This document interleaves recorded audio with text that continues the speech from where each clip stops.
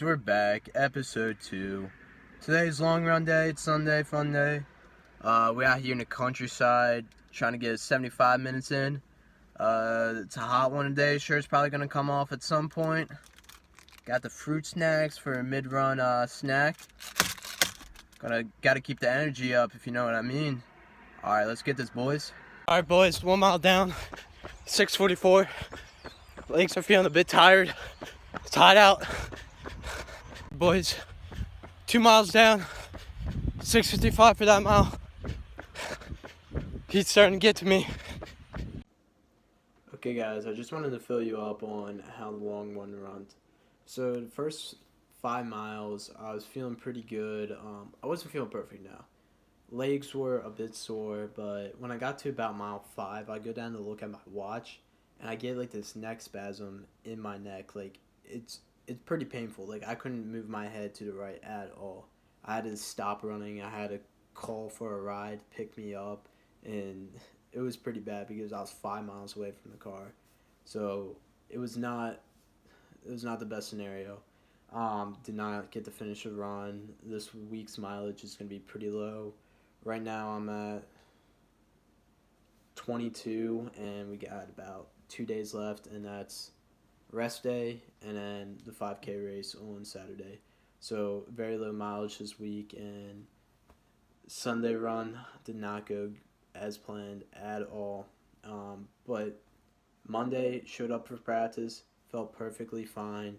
I went through the workout, and I didn't feel any pain in my neck, so it was just like one day, and that was it. So I'm pretty lucky about that, but still kind of bummed that the Sunday run got cut short. Alright, boys, we in the crib. I'm going to go over the race results from Saturday at MSJ. Not quite the turnout that we wanted. Took a fat L, not too good. Honestly, I had a pretty good race, not going to lie. I tied my PR, 17:31, but a couple of the other runners didn't have a good race. And I'm going to go over our results right now. So this is the results from Loyola at MSJ. We ran this Saturday, the 7th. We ran it at MSJ, which is a pretty easy course. It was pretty flat, except for like 2 hills, which weren't too bad. So our number 1, Colin Verrett, he ran a pretty good race, 16:41. He won the race, just barely edging out MSJ's number 1, Sean Miller, who ran 16:42. And then they went 2, 3, 4, and 5. And then we have Loyola's number 2 right here, Charlie. Charlie ran 17:12, which is a pretty big difference from Colin. Usually that gap is much closer. And then I was right behind Charlie. Usually I run number 6 for Loyola, and that didn't turn out to be the case. Usually Carter and Jackson, and then down here Sean are usually ahead of me. And I ran as her number 3, which was a little shocking to me, but I felt really good that day. Sean lost his shoe. He's a freshman. He's usually running like 17:30s. He probably could have ran 17:30 here or sub 17:30. So he should have ran much better than he did. He lost his shoe early in the race and had to like tie it back on. Some MSJ kid probably spiked him, and he lost his shoe, flat tired. And then Jackson Kadonsky, so he went out, he led the pack for about the first 800, I would say. He was leading all of us. He went out way too quick, even though he makes a argument that that's what coach told him, but he went out very quick and started to die throughout the race. But honestly, I don't think that was the main reason why he did bad. I'm not sure if he just didn't have a good race today, he wasn't feeling it, or something else. But I don't think going out that hard in the 800, he wasn't sprinting 100 meters in front of the pack. He was maybe 5 meters in front of us. So I don't think that's the reason why he did so bad today. And then Carter Burns, he was a little mad that I beat him. He hasn't finished 3rd for our team once. He always has been finishing 4th. So he was a little mad that I beat him today. He thought today was going to be his day that he would finish 3rd. But that didn't end up happening. So I barely edged out this guy, Kevin. It came down to the last 300. I had him in the first 100, and then he took me around the curve of the track. So we ran the last 300 on the track. So around the curve of the track, he passed me. And then in the last 100, I decided to sprint from behind and catch him and end up edging it out by 1 second. And so Carter and Jackson weren't that close behind us. They finished pretty strong, supposedly. I didn't really get to see. Usually Noah Edwards is right behind me. Last meet at St. Paul's, he was just a few seconds behind me. I had a pretty bad race, so at St. Paul's, but he's a freshman and he's looking to be pretty good this year. And then same thing with Jack Harry. He's usually right behind me, and he didn't have that good of a race. So overall, we did not have a good race. Only really me, Colin, and Charlie had a good race, us three. Charlie probably could have gone a bit faster. Usually he's 25 to 30 seconds ahead of me. This time it was only about 15 seconds. So he didn't have the best race of his career, but still did okay. The end up score was 22 to 33, which was pretty bad. So they went 2, 3, 4, 5, and 8. And then we went 1, 6, 7, 9, 10. Coach was telling us how usually Carter, Jackson, and Sean down here should have beat me. They should have beat me that day, but it just wasn't a good day. So they should have been right here, and we would have beat their number 5. So Charlie should probably be up here around these guys. He should be with their 2, 3, and 4. Colin should be able to beat their 1 because he did. But Charlie should be up here with these 3 guys here. Jackson should be right around them. Jackson and Carter should be right behind this group of 3, or group of 4 was Charlie. And then Sean should be a little bit behind Carter and Jackson, and then it should be me. So us 6 right there, that's a pretty good pack.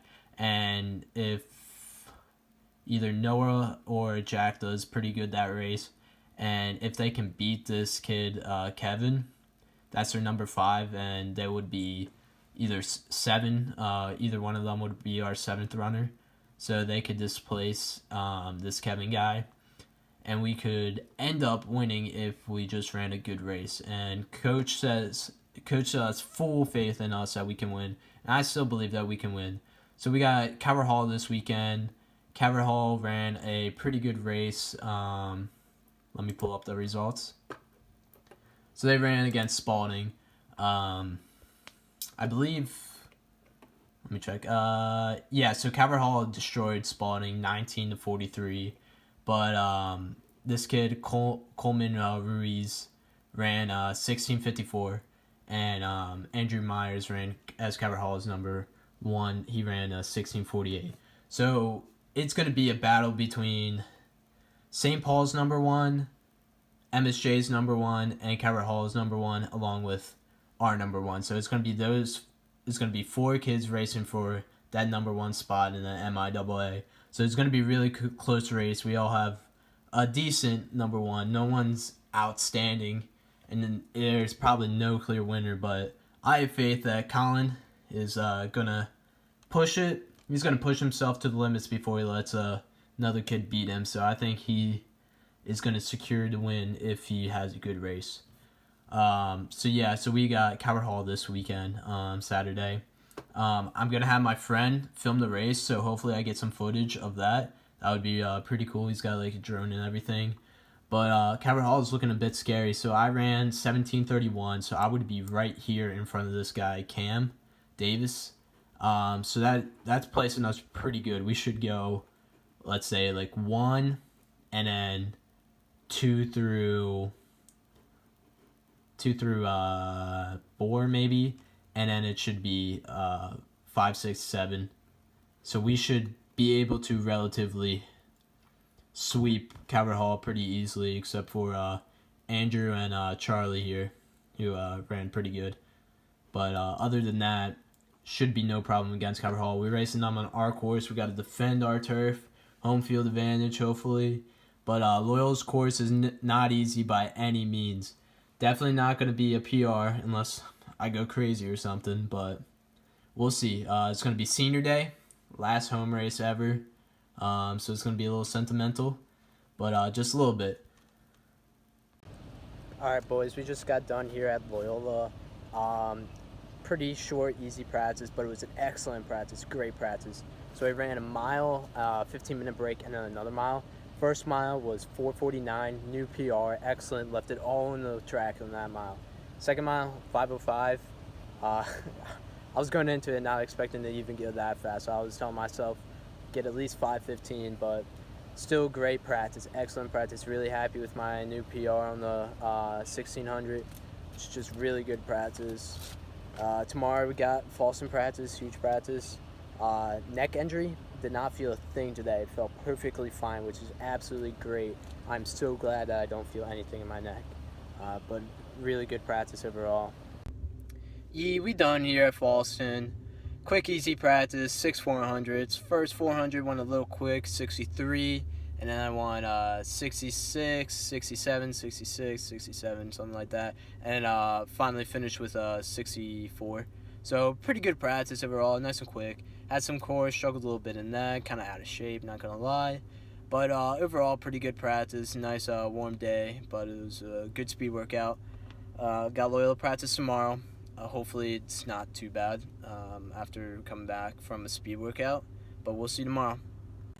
All right, just got done Loyola practice in the rain. It was a wet one. Pretty easy. So we did 2 mile and then like a mile easy and then another 2 mile. Did not feel good today. Had tortillas for lunch. Did not sit well in my stomach. But overall, pretty good day. Wanted to run about tempo pace, so 5:30. Ran 11:05 the first one and 11:23 the second one. So definitely not my best day, but I mean, it's good to get a workout in, especially on days that other teams aren't practicing, so pretty good.